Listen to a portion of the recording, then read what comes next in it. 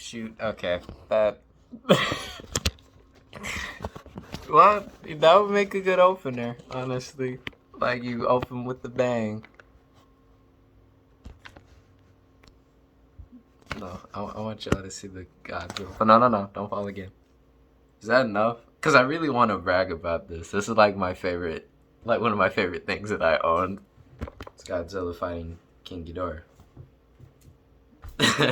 Okay, so I made a short film called The Message. I thought it was pretty good. I recommend watching that before watching this.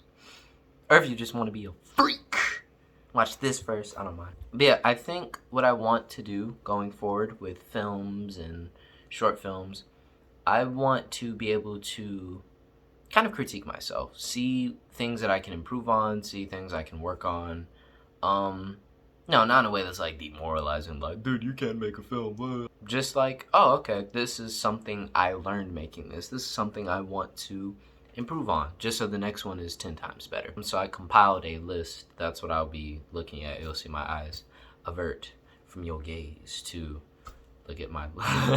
So yeah, these are the things I learned making The Message. Number 1, embrace your arsenal. This is the camera I used to film this entire thing. This is not a film camera. This is for photography that just happens to have a film setting.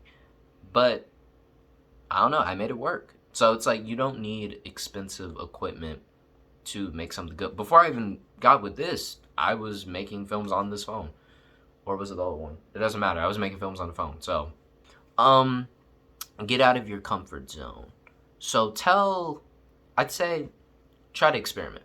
Try to get out there a little bit more. You told like a really cool drama story, then try telling a comedy. You know what I'm saying? Go completely left. Like, okay, I did one thing, but can I do the other thing? But it also creates a really fun challenge. I know y'all see the poster. And you see my comic books over there? Something I acknowledged. The latter half of the film is my favorite part of the film. I think it has a certain level of energy. It's way goofier, but it has like a level of sincerity to it that I really like, especially with the credits.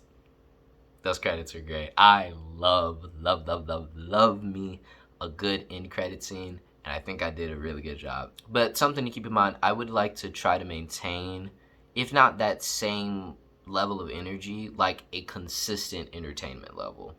Because rewatching it, I can acknowledge that the earlier half does drag a little bit, where the latter half picks up a bit. Something else I want to do, I want to experiment with black and white. I think every black and white shot in this short is like my favorite looking shot in this short. So, I don't know, maybe the next short I want to just go completely black and white. Because I think by restricting myself of the freedom of color and color grading, that allows me to focus more on the basics of lighting, the basics of composition. It's like, okay, how am I making this composition make sense in context of the narrative? You know, like, what is this shot actually doing outside of just looking pretty? Listen to your actors.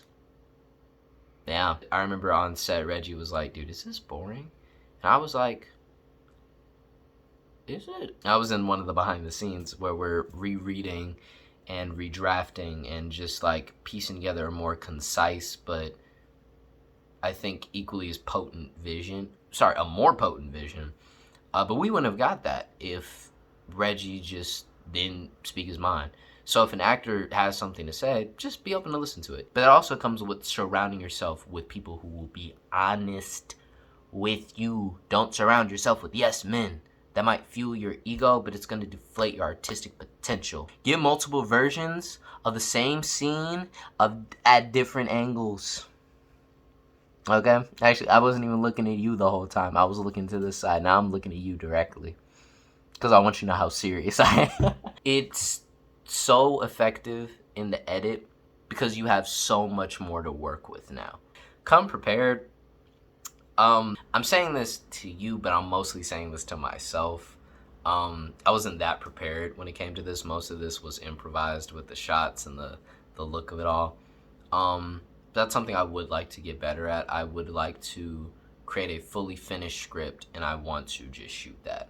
And I want to have storyboards and, if need be, animatics, color sheets, and something that just creates a quicker but more effective film shoot. I look cute on camera, actually. I look fine, bro. Be open to improv. That's another thing. A lot of things were improvised on set. So yeah, just be open to things changing on the fly. It's fine. You know, like, initially this short was way bigger than it was. This was I don't know, there's like a chase scene. There was like a whole bunch more going on. I don't remember when it hit me. If I can't write two characters talking and make that interesting, then I can't make a chase scene interesting. You know what I'm saying? Or it would just be devoid of any substance to make it worthwhile. Appreciate the flaws. The flaws are what make your art human. This is coming from a perfectionist. Someone who absolutely hates flaws, who hates when things don't go his way, who hates when things don't look exactly how I want them to look. But it's whatever. Because that's just how it is, honestly. It's what gives this film more of a personality. And I like to just keep embracing that aspect as I keep going. And last but not least, be confident in your vision. Because self-doubt, that's part of the course. You know, I get it. Self-doubt happens. I doubted myself like crazy when making this movie. First time I was like, yeah. Then the second time I was like, I am never going to be a filmmaker. I suck at this. I'm going to give up, and I'm going to never pick up a camera again. And then with the third, the last stretch, I was like, actually, bro, I'm kind of goated, actually. Like, where's the Oscar, by the way? Yeah, self-doubt happens. But for me, the thing that helped with that is remembering the love of the craft. My dad reminded me, he said, don't forget why you're doing this. And I was like, dang, Dad, you're right. It's for the love of the craft. The love of telling stories, the love of sharing my stories, sharing things that have happened to me, for the kids who look like me, for the kids who are me. You know what I'm saying? Like, that's why I picked up a camera, picked up a pencil. That's why I do what I do. And the thing is, if someone doesn't like it, like, so what? I know it's way easier said than done, especially coming from me. I'll be like, oh man, no one liked this short, I'm gonna die. You got up and made something that you loved for nothing more than the love of it. That's more than most people in this world can ever say. So, for all my for all my artists out there, forget filmmakers, all the artists, all the creatives who might have happened upon this, you can do it. You are doing fine. Just keep going. Yeah, I switched because I'm talking to you again. The world needs your art. Your art specifically. Don't think about anyone else. Think of your art. You.